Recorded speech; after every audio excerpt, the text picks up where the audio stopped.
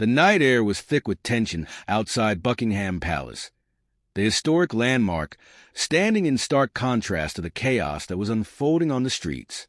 The usually serene, disciplined presence of the Queen's Guard, known for their unflinching professionalism, was about to be shattered in a way that had never happened before. Elliot Graves, a man with a criminal history spanning armed robbery, illegal arms trading, and gang affiliations, had somehow managed to do the unthinkable. He had taken a royal guard hostage. The guards, stoic and revered for their ability to stand motionless under any condition, were not trained to engage in direct combat on duty, as their primary role was ceremonial and symbolic. However, they were still highly trained soldiers, each one having undergone some of the most rigorous military training the British Army had to offer. But tonight, none of that mattered. Graves had caught them at a vulnerable moment, striking with ruthless efficiency, and now one of them had a gun pressed to the back of his head. The hostage was Private James Alden, a young but experienced soldier who had served multiple tours in Afghanistan before being selected for the Royal Guard's elite unit. Tall, broad-shouldered, and known for his iron discipline, James was not the type to panic. But even he knew this was no ordinary robbery. The man holding him captive was not some desperate street thief. Elliot Graves was a calculated killer.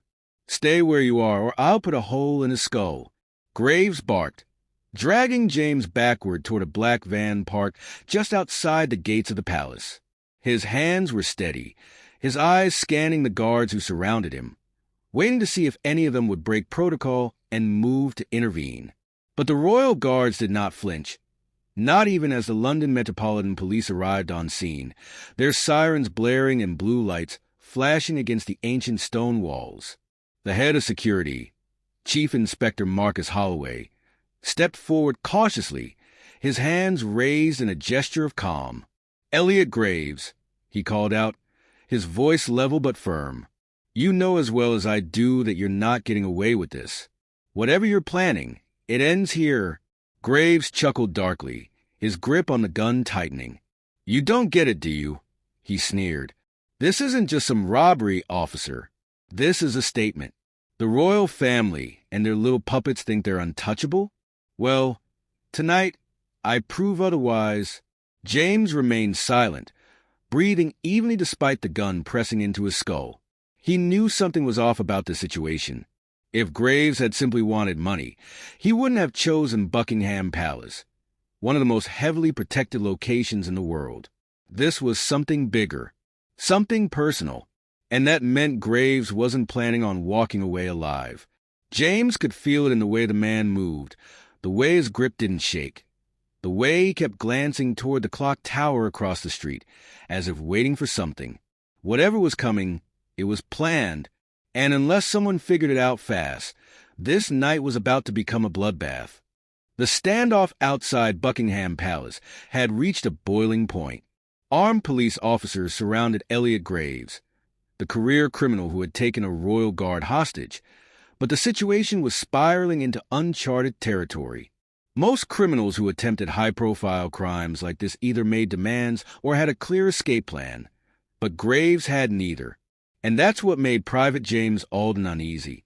James had survived combat tours in Afghanistan, had endured firefights and ambushes, and had seen men crack under pressure. But Graves? He was too calm. His grip on the gun didn't shake.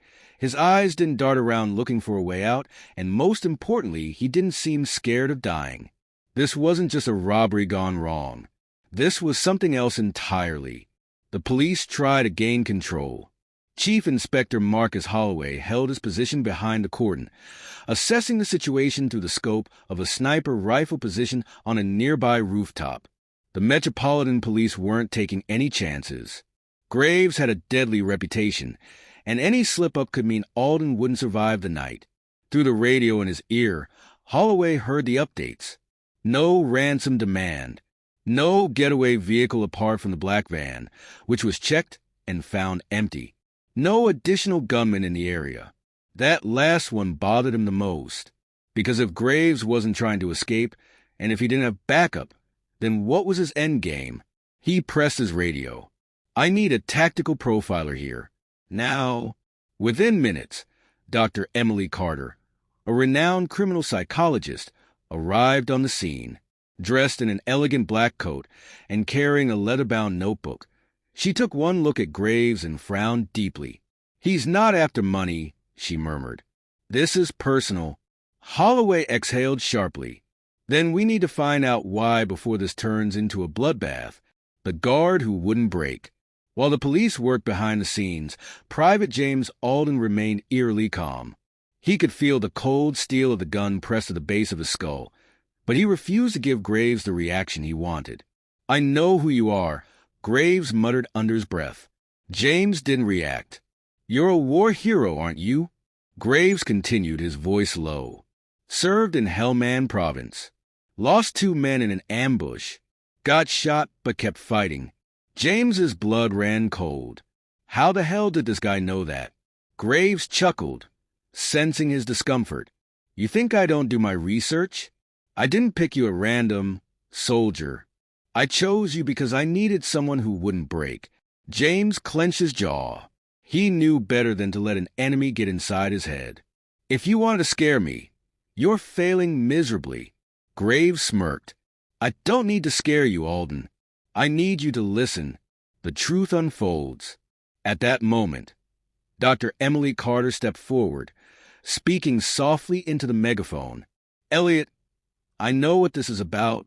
Graves' head snapped toward her, his expression turning lethal. "Oh, do you?" Emily nodded. "It's not about money. It's not about the royal family. It's about what happened 6 years ago in Syria." James felt Graves' grip tighten. "Bingo." Holloway's eyes widened as Emily continued. "Your brother, Thomas Graves, was part of a special unit sent to Syria in 2017. That unit conducted a raid on a known insurgent compound, but the details were classified. After that, Thomas disappeared. No record of him. No burial. Nothing." Graves' breathing grew shallow and erratic. James felt it, too. This was a moment of truth. "He was never given a grave," Graves whispered. His voice had changed, no longer cocky, no longer composed. There was pain there, buried under years of rage. James didn't need to ask. He knew exactly what mission Emily was talking about. He had been part of it. A top-secret black ops mission. A rescue gone wrong. And now, the brother of the man they failed to save was standing behind him with a loaded gun. The unexpected twist. Everything clicked into place. Graves wasn't a terrorist. He wasn't a random criminal looking to make a statement. He was a man looking for answers, and when he didn't get them, he turned to violence. James took a slow breath. Thomas wasn't forgotten. Graves stiffened. "Liar. I was there." The words hung in the air like a gunshot.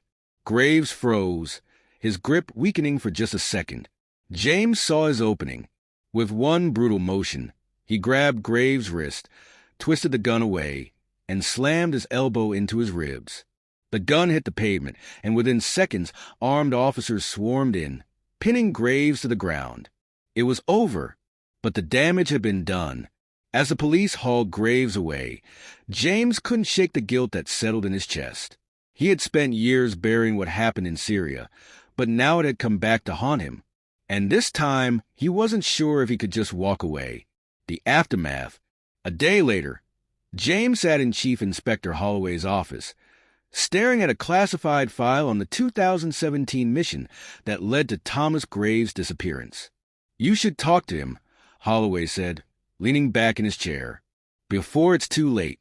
James exhaled. He had fought wars, faced death, and survived things most men couldn't imagine. But facing a grieving brother who just wanted the truth, that might be the hardest battle yet.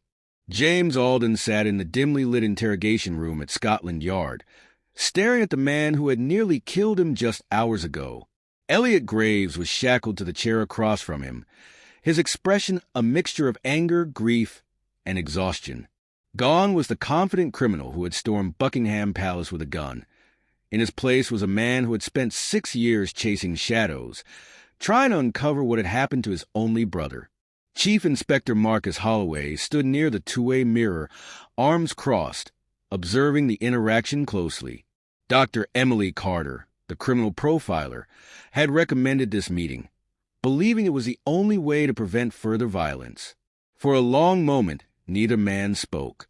The weight of unspoken words filled the air. Finally, Graves broke the silence. "Where is he?" James exhaled slowly. He had spent the entire night preparing for this moment, reviewing the classified reports from the mission that had changed his life forever. He wasn't sure how much he was allowed to say, but after what Graves had done, he deserved the truth. "He's dead," James said quietly. Graves' face twisted in pain, but he didn't lash out. He simply stared at James, waiting. "We were sent to extract a British intelligence operative who had been captured by an insurgent group near the Syrian border," James continued, his voice even but heavy with guilt. "Thomas was embedded undercover. His mission was to gather intel on a major terrorist faction operating in the region." Graves clenched his fists. "Then why wasn't he brought home?" James rubbed his hands over his face, his mind flashing back to the mission gone wrong. He had relived it in his nightmares too many times. "The extraction was supposed to be clean," he explained. "Quick in, quick out. But there was an informant. Someone tipped off the insurgents that we were coming." He swallowed hard. "It was an ambush." Graves leaned forward, his eyes dark. "And what? You just left him behind." James met his gaze, unflinching. "No, we fought like hell to get him out. The mission that changed everything. 6 years ago. Syria. The blackened sky was thick with smoke, the air rattling with the sound of gunfire as James and his special ops team pushed through the ruined village where their target was being held. "We've got him. We've got Thomas," one of his teammates had shouted over the radio. James had been right there, covering their six as 2 soldiers dragged a battered, bloodied Thomas Graves toward the waiting Black Hawk helicopter. But then, boom, the ground erupted, the helicopter's tail spinning as a RPG slammed into the side of it, flames swallowing the night. The extraction point was gone. "We're surrounded. Fall back." James had barely managed to drag himself to cover, his shoulder ripped apart by shrapnel, as insurgents poured in from every direction. Bullets rained down, and the air was filled with shouting, screaming, and the deafening sound of explosions. "Where's Thomas?" James had yelled into his comms. Static. Then, "He's not going to make it. Go! Go!" Through the thick smoke and chaos, James had seen him. Thomas Graves, kneeling in the dirt, his hands raised as insurgents swarmed him. They hadn't killed him. They had taken him. And there was nothing James could do but retreat, knowing that staying behind meant certain death for everyone. The mission had failed. Thomas Graves was declared Kia, but in truth, no body was ever recovered. The reality of war. James's voice thickened with emotion as he finished recounting the story. "I spent years trying to track him down," he admitted. "Even after I was reassigned, I kept digging, reaching out to every contact I had. But after a year, there was nothing left to find. He was gone." Graves. Elliot Graves sat completely still, his jaw tight, his fingers digging into the table as he processed what he had just heard. "I didn't want to believe he was dead," he whispered. James nodded. "I didn't either." The room fell into a long silence, the weight of the truth suffocating. Finally, Graves leaned back in his chair, letting out a slow, ragged breath. I thought the government covered it up," he admitted. "I thought they knew something and hid it." James shook his head. "There was nothing to cover up, just a failed mission and a man we couldn't save." Graves' eyes were glassy, but he quickly wiped a hand across his face. "So what now?" James stared at him for a long moment. What now? That was the question. Graves had taken a hostage, held a gun to his head, and caused a major international security crisis. By all accounts, he was going to prison for a long time. And yet, James saw something in him. Something that looked an awful lot like the same grief and guilt he carried every day. Maybe Graves wasn't a terrorist or a madman. Maybe he was just a broken soldier's brother who had been searching for answers for so long that he had lost himself in the process. James stood. "That's not my call," he said, nodding toward Chief Inspector Holloway, who had been watching from behind the glass. Holloway sighed, rubbing his temple. "The court will decide," he said, "but given the circumstances, I doubt it'll be a life sentence."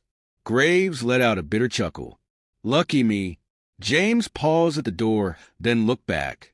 "For what it's worth." "I'm sorry." Graves didn't reply. He just nodded once, then lowered his head.